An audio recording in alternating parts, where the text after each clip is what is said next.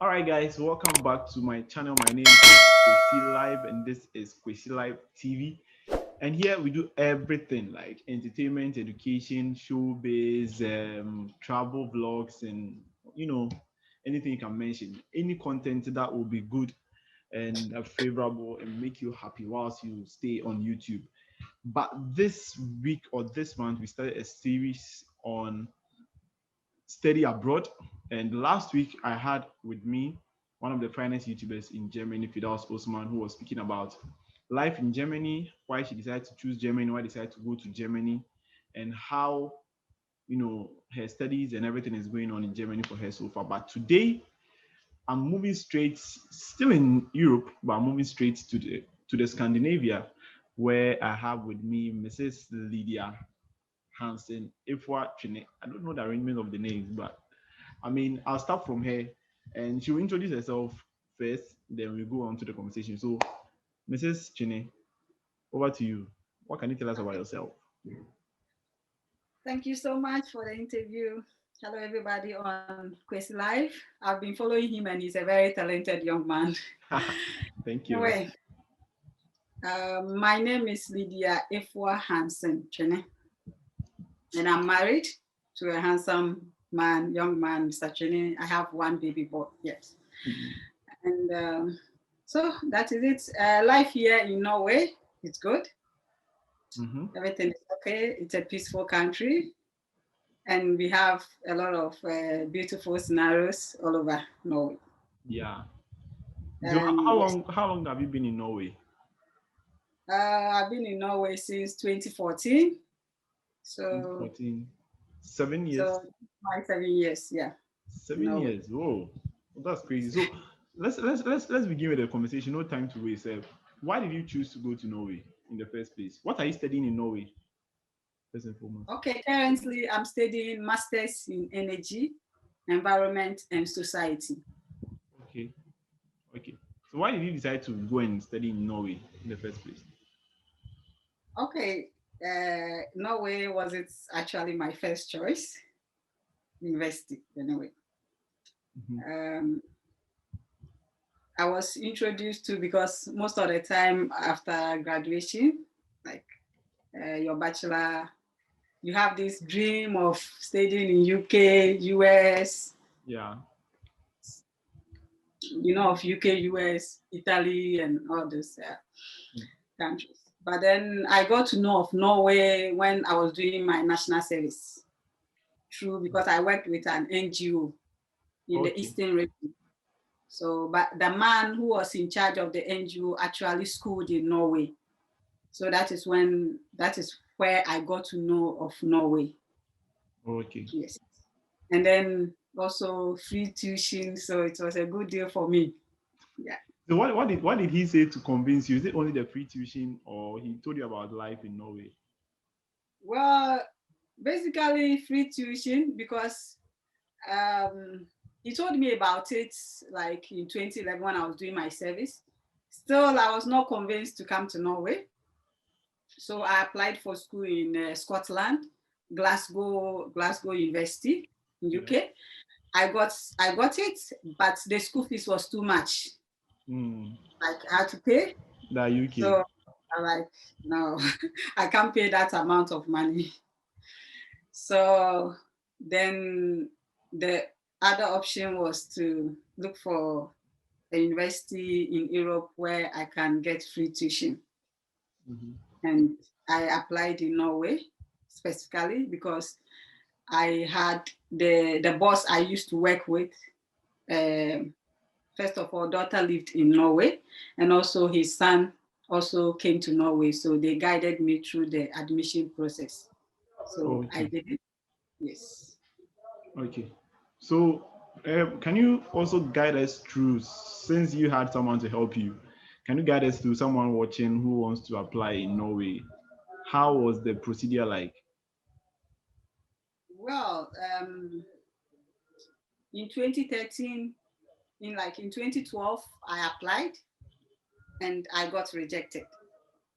So one thing I would tell people watching me is never lose hope when you get rejected, I got rejected. But prior to that, I remember in 2009, 2009 or 2009, I wanted to go to US. So I applied there for like study abroad kind of, but then I got rejected as well. Oh. So it was kind of two rejections. So, and then I applied for the third time in Norway, and then I got admitted. Okay. So Actually, okay. the admission process is like 1 year. So one thing I would advise that if you want to actually study in like abroad, you have to plan. You cannot just wake up one day like, oh, I want to leave the country. You have to plan at least 1 year, at least Okay. 1 year, so that you can be able to meet the requirements, because the requirement is very important. Yes. Mm-hmm. So with Norway, there is no fee when you are applying. It's free. It's free of charge. So the application is free. It's not like Ghana where you have to buy application forms. No, application is absolutely free. Mm-hmm. So you just have to go to norway.no, and then you look at universities in Norway. With that, you can specifically look for your course, like the program you want to do, and then from there the masters is always in English in Norway. Like with masters, like about 90% are in English. Aside specific courses that which are in their own native language, but aside that is 100% English. So when you get a course of your choice, you also have to look at the requirement. Do you qualify? So when you qualify, then you start with you put in your application. But like I said, it's 1 year preparation, because you have to apply. The application opens in 1st of October each year. Okay. 1st October. Yes, 1st of October each year, the application opens, and it opens for 3 months to December 1st, October, November, like 2 months. Okay. Yeah, 2 months. Yeah. So 1st October to 1st December, that is the application portal. Okay, so you have to apply that time and also get your certificates, your reference, and all the requirements sent before 1st of December. Mm-hmm. And then when then it takes like also like 3 months from December, January, February, March, April. That is when the result comes out. Those who are being selected. So between March and April, you receive an offer letter, whether you have been admitted or not. Yes. Okay. So it means that anyone who wants to study in Norway needs to start preparing within a year before this time comes. So if you want to study or if you want to apply this year, it means you have to start preparing like October of last year and start putting everything together. Okay. So when you get the admission, what are some of the requirements? You've gone through the admission process, you've been selected. What is next? Okay.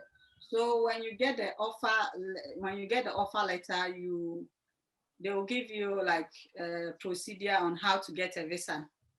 And the first thing is the offer letter, they will give you an account number where you open, you send an amount of 100 and our time it was 120,000 Norwegian krona those times, which was approximately 40,000 Ghana cedis.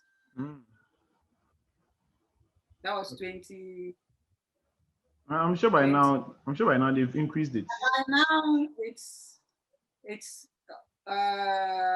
almost 200,000 or a little above 200,000 Norwegian. 200,000. So let me check the currency calculator and type it so that people will not be afraid 200,000 Norwegian kroner, Yeah. right? Mm-hmm. Yeah. So that would be 136,321 Ghana cedis No, that is for like, I think it's for 2 years. for 2 years. But yes, but I think it's around 50 to 60,000 Ghana cedis Okay, okay, for 1 year. Yeah. okay. So So 1 year. probably, Okay, let's say 1 year is 100,000. yeah, can also check. Okay, 100,000 would be like 68,000 cedis. Yeah. I know. Yeah, 68,160 Ghana cedis, 50 pesos. Mm-hmm. So you need to get this money into an account in Norway. Yes. The school will give you an account Okay. where you send the money in. So, but then you have to also look at your flight tickets and other things. So, like, probably you should budget for maybe 70,000 to 80. Yeah, 70,000. Yeah, Yeah. before. And also, so when you send the money in, the school then will give you a letter of finance to show that you can take care of yourself. Okay. Okay. Then you add it to the document, and then you send it to the Embassy. embassy. Yeah. So it's pretty simple. It's the most, when it comes to Norway, the most important thing is to get the money deposited. Okay. And then you don't need to write any letters, no, it's not important to The get. money is more important. So you The can money is more important. how They you can just take want care of to. yourself there, not to be a national burden. Okay. Okay. But in Norway, do you have any association of Ghanaians who are there to help you as a fresher or as a freshman who is coming to school in Norway? Do you have like Ghanaian students or Ghanaian community in Norway that try to help people settle in? Yes, yes, we do. We have two association for specifically for students, Hmm. like that's a Ghanaian Students Association in Oslo, and then we also have Ghanaian Students Association in Stavanger. So which of the cities in Norway are the most populated? Like which of these cities do people really like going to? Oslo, Oslo, which is the capital. which is the capital. Oh, okay. I understand. Everyone wants to be in Accra, so if everyone wants to be in Oslo, it's no news. Well, in Oslo, you get to know you are able to meet a lot of Ghanaians, and also when it comes to job, it's easy to get a job in Oslo because if you go like outside Oslo, a university which does not have a lot of international students, then first of all you have to know the language before you can get like mini jobs. But it's also like it's international, so you don't need to know the language before you can get a job. It's easy to get a Mhm. job Oh, okay. without the So language. meaning that if you're a student in Norway, you can work. You're allowed to work. Yes, But is there any limitations? yes. If you are a student in Norway, you are entitled to work 20 hours per week when 20 school hours. is active. But when school is on break, you can work as much as you want. You can work 200 hours, 100 hours, it's okay. Mm-hmm. But when school is on break, then you Mm-hmm. have to go to the limit of what, 20. Yeah. Okay, so that's like around 3 hours per day if you're in Norway. 20 hours per week, so I think 3 hours Yeah. per day. Yeah. Okay. But which courses do you think are some of the major courses that's being studied in Norway, probably because of their economy or their landmass and how the place look like? Which courses are most likely for one to get if they apply for? Okay, I will not say most likely competitive, or like it depends on the course you choose and also how many people applied for the course. Uh, for instance, I applied for my first. I actually my first master's was in economics, so it was pretty competitive, and we have only like I think about only 4 Africans were from West Africa. We're only 4 people. Yeah, 4 people. Aside that, we have students from US, Russia, UK, other countries. And believe me, it's not only Africans who want free tuition. Even US, we have a lot of US students coming to study for free. Okay. You know, Russians, UK, like if they can pay and it's similar courses here and they can get similar benefits, why not?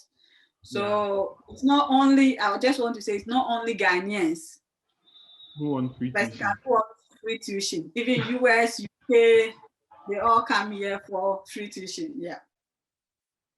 Okay. So now let's come to life in Norway. How would you describe it? Is it a very expensive country that is quite difficult for people to live in, or you'd say like it's a free one that it's normal? Well, Norway is among the expensive countries in the world. So if you come here and you are not working, and getting money, it's difficult to survive because then you have to pay a lot of money. Because for me, like you have to pay like for students between 15 to 20 million every month, between 15 to 20,000. 15 to 2,000. Yeah, I just want to go. Okay, and the Ghana city and 1,500 to 1,000. 2,000 Yeah, cities. 1,500 to 2,000 Ghana cedis every month for an accommodation. Oh, okay. So if you are not working, it's pretty expensive. Yeah, if you are not working, it's pretty expensive. So, Okay. but also with the question of the courses, we have oil courses in Norway, which is pretty good. We have energy courses in Norway, which is pretty good. And we have statistics as well. We have health programs. We have religion courses. We have psychology courses. We have banking courses. We have, so like basically we have everything. And yes, it runs through. The most important thing is check if you qualify, then you apply for it. Okay. That's interesting. So we do basically everything. But then depends on the university because with my master's in energy, I had to do it in a different university, University of Stavanger. So although I came here to study economics, after economics, and then I shifted to energy, I had to choose a different university. So like in Ghana, if you want to do science-related program properly, you just have to go to University of Technology, which is University. If you want to do education, you have to go to UCC.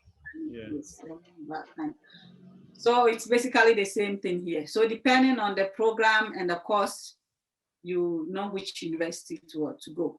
So irrespective of you wanting to live in the capital city of Norway, the course that you also want to do is also important.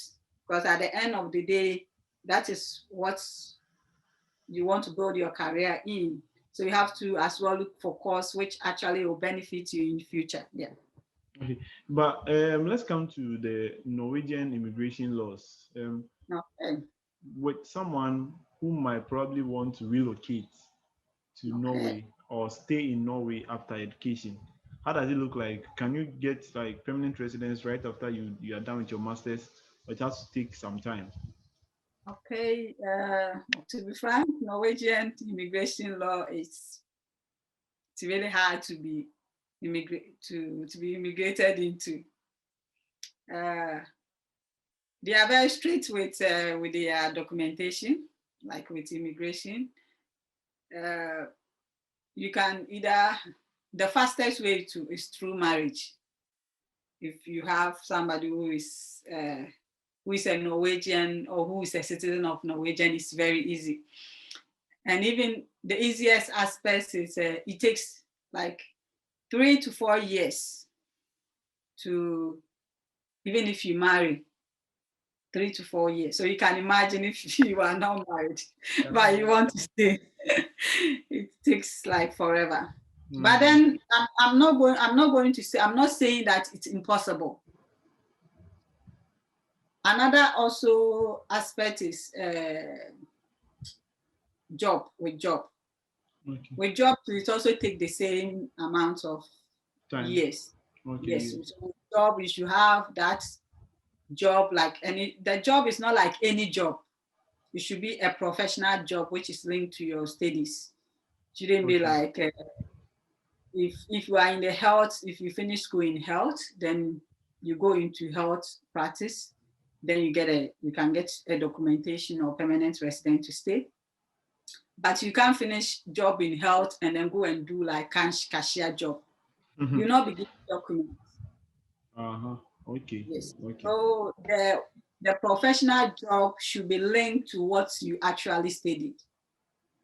I see. Yes. But when it comes to cashier job, everybody does. But then they just want you to do something that you are really happy with and something that you can give out. Your productivity should be high.